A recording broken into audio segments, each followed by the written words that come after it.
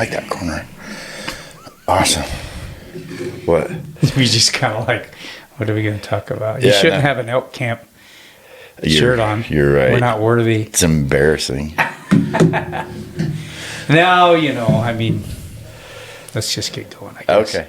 See how it goes. I like the color on that shirt, by the way. I guess I haven't seen yours yet. Good. Looks good on me. Well, I don't care about that, Darrell.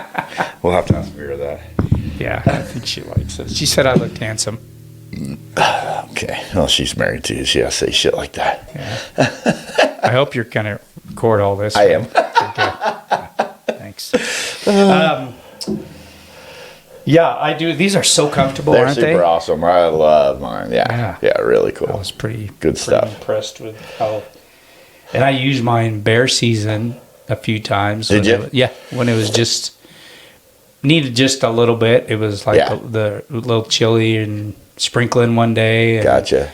But it didn't get it breeze nice. Yeah, which is what I've actually just been using mine. Like if it's a little chilly, we go out somewhere or something, like to dinner. Is it dinner date? Yeah. Pretty much. It's super nice. But anyway, whatever. How's everything? How's life been? Good. It's been a couple weeks since we got together. I know. We interrupt this podcast for hunting season. Yeah, like we said, we might miss a couple. And we did. Yeah. And we did. I'm not sure if it was worth it or not, though. I know the way things went. I had some challenges, situation come up that cut my elk hunting short. Yeah. But life happens, right? Still. We both can probably use these. Oh, it's terrible. It was terrible. That's how it goes. Nice little prop we had there. But talking about my elk hunt, or our elk hunting, I still felt quite confident in my strategy this year, which was to hunt out of over a wallow with the saddle. Right. Saddle worked flawless, no complaints at all.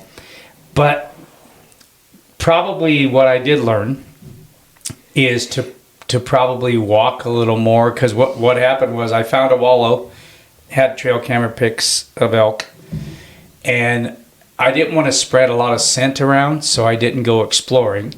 So as I'm sitting there that one evening, and my plan was to hunt the last several days of season. Like I said, I had a family crisis come up that just kind of brought me back early, which is life. Exactly. But one night, one evening, I hear splash, splash, splash. I look up and here's a bull probably 60 yards above me. It was a small bull, but nevertheless, it's wallowing. And unbeknownst to me, from where that one wallow I was sitting at, I could see like a bedding area, and I'd put a camera over there. But here again, I didn't want to walk around too much, and I should have. I learned that. That's one thing I learned this year. Right. Never hunted over wallows before to speak of. Not like this. So I went up there, and I realized that there was a couple little wallows right there that are getting used even more.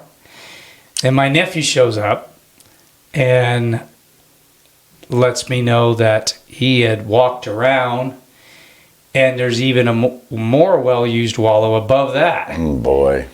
So by the time I got situated, and that's when I got the phone call and everything where I had to come back. So you feel like... I'm totally convinced that, they're being used. Wallow hunting, I feel like, is just a waiting game. It's kind of like almost hunting over antelope. Right. I totally believe. My buddy killed another bull this year. He's either 6 out of 7 or 7 out of 8, one of the two. Okay. I know there's only 1 year he didn't kill, and I don't know how much he sat that year that he didn't kill. I don't know, but I think he killed like day 4, which he's killed first day several times. Is that here in Idaho? Yeah. Okay. Yeah. So I know it's very effective, and I just thought it would be cool to do it something different. It's challenging when you're solo filming. Yeah, I know.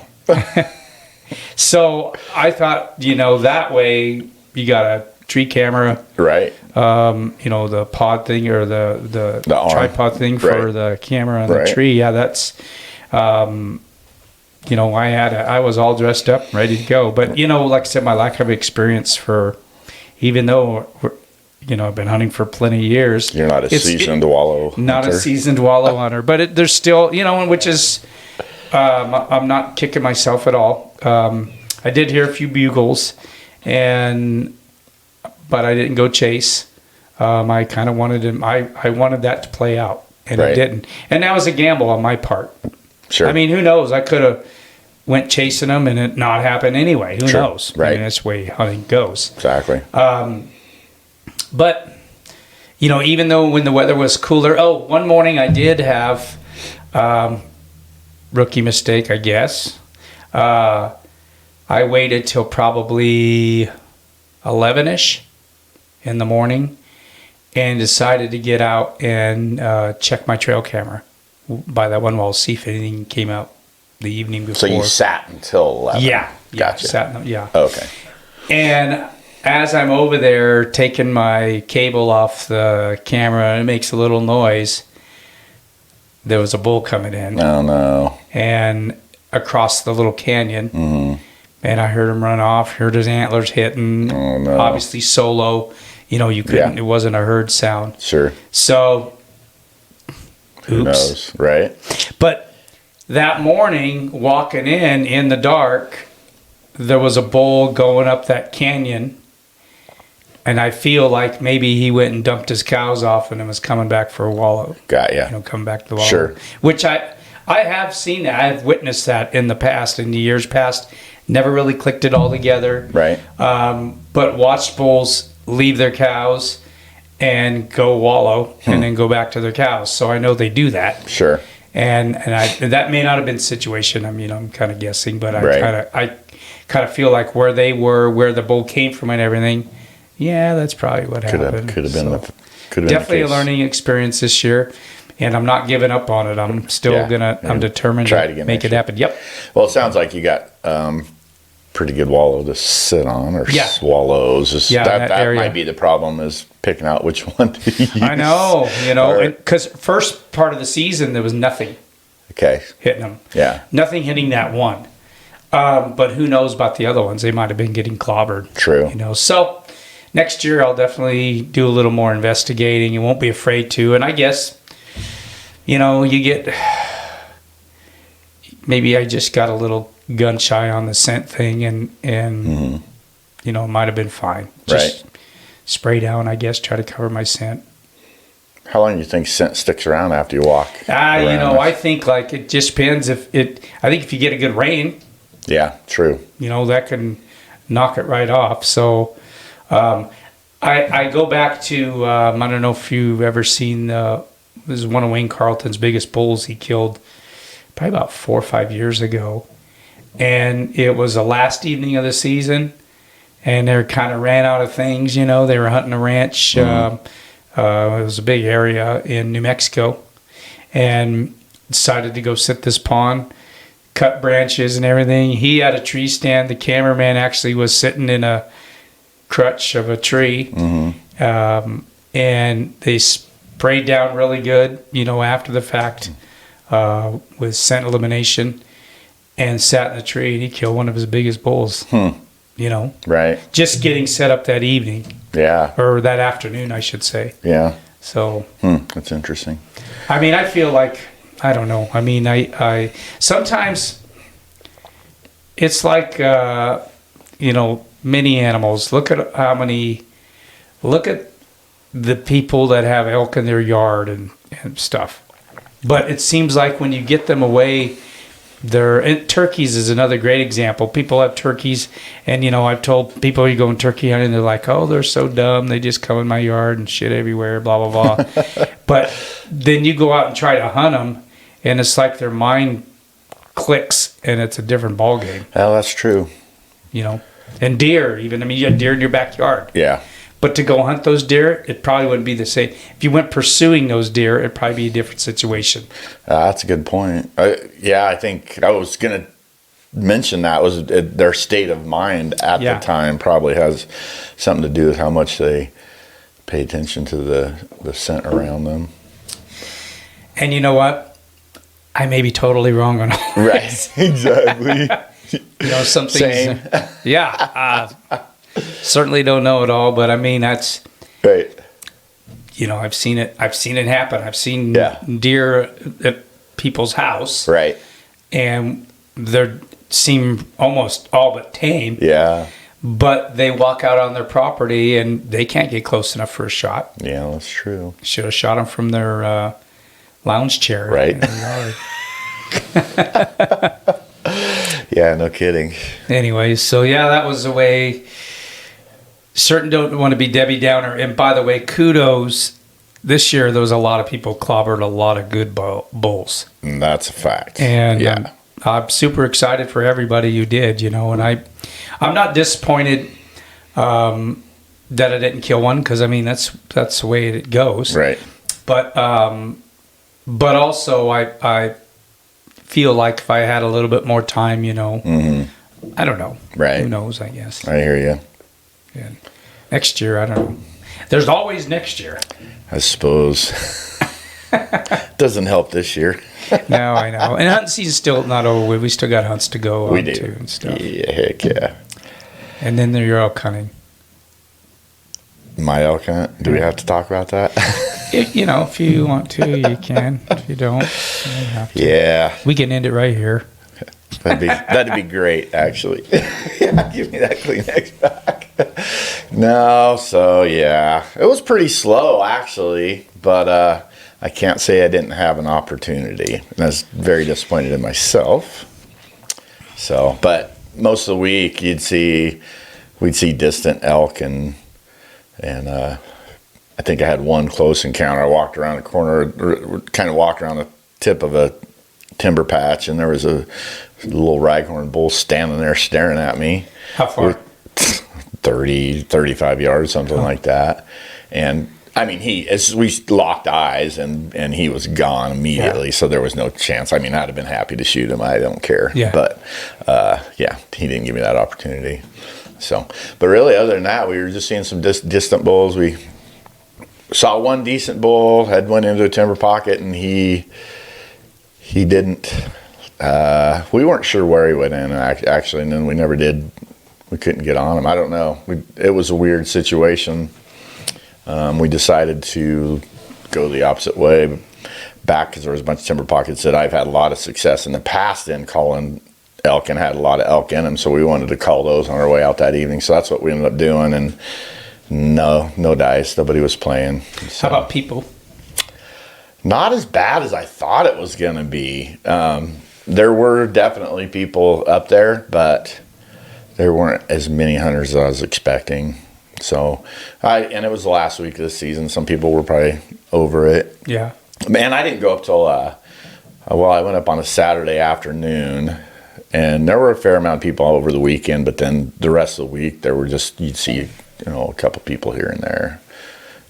But it wasn't overcrowded. Yeah. Like I've seen it in the past. So I've seen, I know my experience, after like the 20th, around there roughly. Yeah.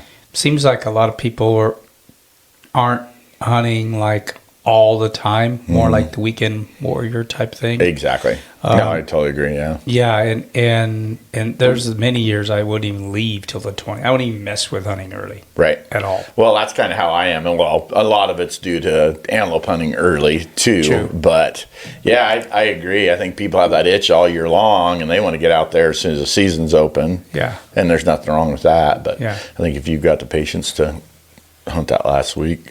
Yeah. To hold out.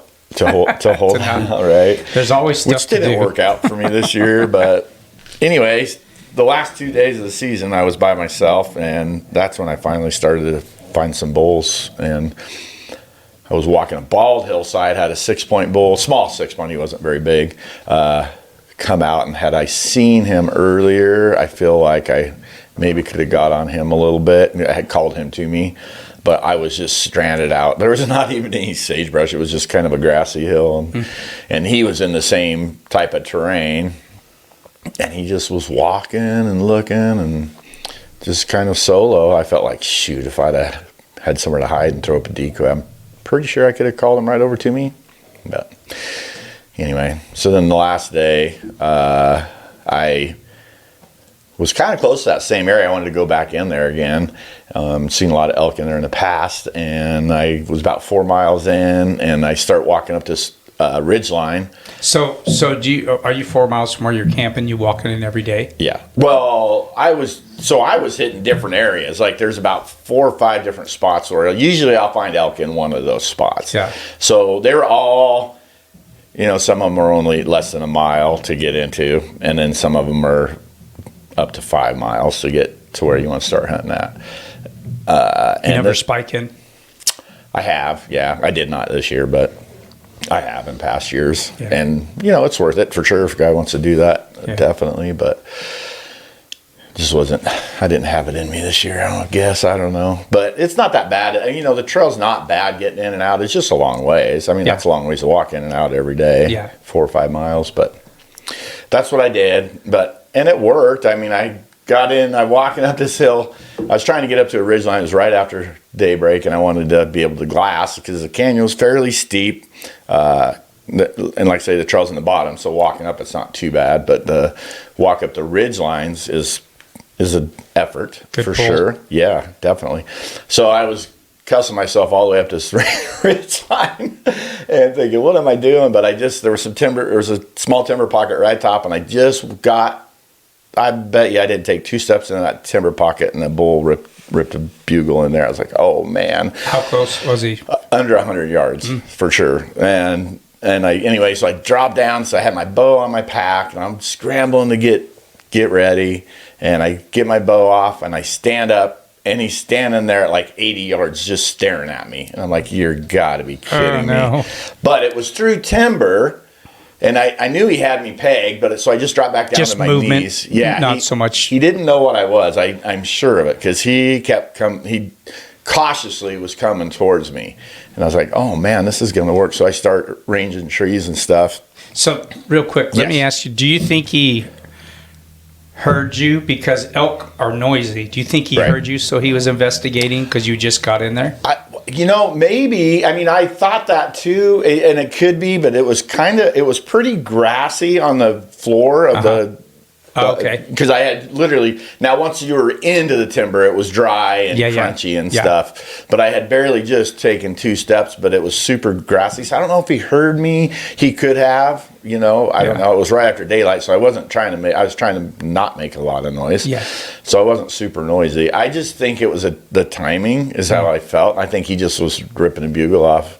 And anyway, so he'd stop and he'd look down the right trying to find me again, and he'd walk a few more steps and look again, and pretty soon I could tell he's going to come out in an opening. So I started ranging trees, and he kind of headed to my right broadside, and there was one tree I ranged at 25 yards. Well, I knew he was behind that, so he came out behind that tree, and I pulled back as he was coming out from behind the tree, and I was thinking he's like 30 yards, and he stopped with, of course, limbs in the way, so I had to wait.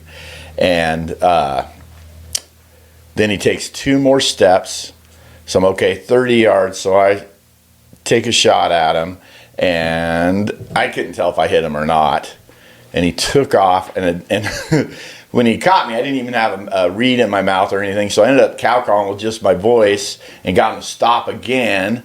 And I took another shot, just guessing the yardage. It was about, I guessed it at like 50 yards is what I was thinking. And he was kind of quartering away from me. When I shot, I seen him hunch up. I was like, oh man, I hit him good that time. So he took off running, and I went up there, found my first arrow. It looks like I probably shot right underneath him the first shot, I guess. And I ranged back to where I was at, it was 42 yards. And so I had shot him for 30. So I think I just went right underneath his belly is what I think. And I found my arrow was stuck in a log on the ground and stuff. Then I went over to my other one, and I saw it on the ground. I picked it up. There was blood on the fletching. I was like, oh man, I hit him. I was pretty happy, but I was a little suspect because it didn't go, like it was right where I'd shot at. And so I thought, well, shoot, I don't know if I hit him very well. But there's blood it was weird too, there's blood on the broadhead, blood on the fletchings, but the shaft looked pretty clear. I couldn't really see any blood on it. So I think what I had ended up doing was hit him low And I brisket. grazed his brisket, and then the fletchings caught blood as they went by. yeah, That's the only thing I can think of. He did bleed. I followed blood trail for 150 yards before it kind of stopped. He didn't act. I didn't get to see him for very long, but he didn't act hit at all. You know, when I was able to see him, he was just running up, and you know, he was gradually going uphill when I saw him, and that's what the blood trail did, was going up. So I spent. I shot him before 8 o'clock in the morning, and I searched, I don't know, till 5 o'clock that afternoon. Until I ran out of blood, and then I started guessing where he might be at. Yeah. And he just wasn't in any of those spots. And so that was the end of my hunt. I came home. Was that the last day? It was not. The next day was the last day, but I needed to get back. I could have went one more day, but man, when I was looking for him all day, I was up and down and up, and my legs, it was the end of the hunt. I was just done. Yeah. You know, I'd been there 7 days, and my legs were toast. So I figured, you know, I got my opportunity. I'm just going to call it. So, and it's not like I was seeing a lot of elk in there either. Yeah. I'd seen those two bull, the bull the day before, and this bull, which may have been the same bull I was thinking after the fact. I'm not sure. Yeah. They were fairly close to each other. So, Gotcha. and they were by themselves. He was by himself the night before, and then this one was by himself too. So I don't know if it's the same bull or not, but anyway. So that was the story of my hunt. Yeah, I need it. We both do. It's okay. We still have more hunts to go. So Yeah, we do. And it's not the first year I didn't kill an elk. I'm bummed. You know, I mean, I went for many, many, many, many years with always killing. Right. And I haven't lost my drive, but I know I've had, even though my knees had challenges for the last few years and stuff, I was really thinking this year, very optimistic. Right. But it is hunting, and things happen for a reason. Right. And hopefully, you know, all the situations that brought me back, everything goes positive and everything. So Right. we'll just keep rolling along. Yep. Life's more important than hunting for sure. So That's true. you gotta take care of I that mean, I had the option of staying. I'm like, no. Right. It wasn't even kind of a question. Right. You know? So you said your nephew was up there. Did he get to hunt much? Yeah, he got to hunt, and he got into a little bit of elk. He did also sit on the wallow. Oh, okay. And he had a good time. He's a manager for a large corporation, and his boss was coming of all weeks. Oh. So it turned his week of hunting into just a few days. So he's pretty bummed. But Gotcha. you know, since my son passed away, I haven't really had. You know, I didn't have a son. Sure. So he's kind of the closest thing I have to a son. Yeah. So we've kind of make it a pact this year that we just need to start every year doing a hunt together, whatever it is. Good. And so, yeah. And we were kind of hoping it was that hunt. Right. But, you know, next year we'll figure out and do something. Sure. So, well, good. Yeah, that's awesome. It was fun. We did, because he moved away he was up in Washington he got transferred up there. Okay. And he just got back last year, so this first year he gets to hunt as a resident. Got you. And so yeah, it was fun, and he really got the itch. He killed his first deer, buck, I should say. He had killed a doe in the years past. Mm-hmm. With his job, you know, he's manager for, like I said, for a big company, and so they keep him pretty busy. But now he's getting to the point now that he has a little more time off and stuff. Good. But he went up solo by himself and killed a nice buck. Cool. Pretty stoked about it. Yeah. If nothing else, you know, and I've had other friends who they find big bucks and they don't a lot of times get them killed. Nothing wrong with that. Right. But to me, you know, getting some things under your belt definitely gives you confidence. Oh yeah, for sure. You know, and totally agree. So I told him, and he made his mind up beforehand. He says, I'm just gonna shoot the first buck I get a chance to shoot, and it was respectable buck for sure. But he's really made his confidence level way up, and gave him that kind of that passion too to, you know, really want to keep doing it. Right. So. Right. Cool. You know, you've seen that, I'm sure, like in your son-in-law, especially, Yep. who just started, shooting a bow. Yep. He's hunted a lot of years, but starts shooting a bow and he gets some kills under his belt. Yep. Man, he's really got the itch. He does, and he's not the guy that's got to hold out for, he's just happy to kill something. Yeah. So, which is cool. Yeah. So he'll get more and more, hopefully, under his belt, and keep rolling with that deal. But yeah, it is fun to watch. Absolutely, for sure. yeah, it is fun to watch. Yeah. So, but anyway, that was our recap. yeah, that's all right. I know we got some videos coming out here soon. Yeah, hopefully we'll get the hunting out of the way, and then we'll do our little series of. There won't be any elk in our Idaho the season series this year, but hopefully we have some mule deer coming too. Yeah. Piles of antelope. You guys already know that, but yeah. So that's kind of next step. So we're on to, at least I'm on to muzzleloader. Yeah, mule deer. I've got some lead archery hunts, and I haven't decided what I want to do for sure. Yeah. Yet. With work and everything, and I'm trying to get my trophy room done. Yeah, how's that coming? Good. Yeah, Yeah, it's coming along. it's gonna be good. done by Thanksgiving. Real dang close. That's the goal. I know. And yeah, I mean, real dang close. I had a really good week with getting stuff done. Windows, because for those of you who don't know it, I bought an older home and completely remodeled. And John's got a chance to see that. He didn't get to see the before, so for people that didn't see it before, it's harder to appreciate. I cannot tell you how many people that came over now have come into the house and went, "Oh my gosh, I can't believe!" And they says, "When I first saw what you bought, I thought you were an idiot." I could look past. Well, you've seen the area. I mean, the where it's located down by closer to the river. I just love the location. Yeah, absolutely. It's but beautiful. I just looked through all the crap. The 38 years the other people lived there I shouldn't say crap. I mean, it was stuff, but they downsized so much that a lot of stuff was left, and I bought it as is. And sometimes I think, what did I take on at my age? But we're having fun with it and making it the way we want. And then we added on another 1,200 square feet for a great room, family room, trophy room, whatever you want to call it. Got some awesome ideas that are all coming along there. Starting to take shape. Yeah, for sure. Very cool. And I think I'm being very optimistic. Yeah. That once they get the outside here in the next week, I'll have all the outside pretty much done. And I have a few more windows to change out, which I never changed old windows out to new windows. I put new windows in, in a new construction.